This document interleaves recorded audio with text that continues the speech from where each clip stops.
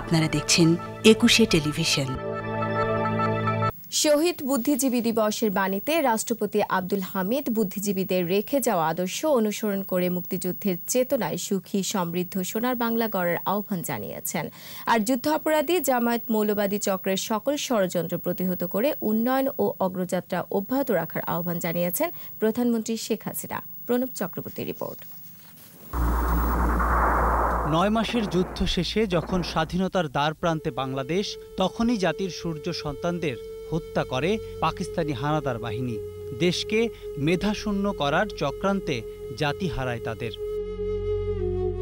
দিনটির স্মরণে শহীদ বুদ্ধিজীবীদের প্রতি গভীর শ্রদ্ধা জানিয়েছেন রাষ্ট্রপতি মোহাম্মদ আব্দুল হামিদ।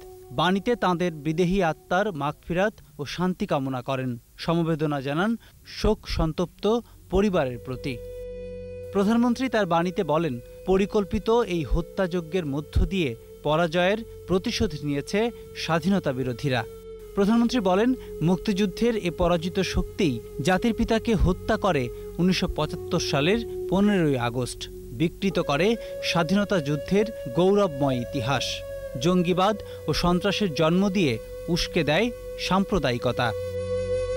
প্রণব চক্রবর্তী, ২১শে টেলিভিশন, ঢাকা।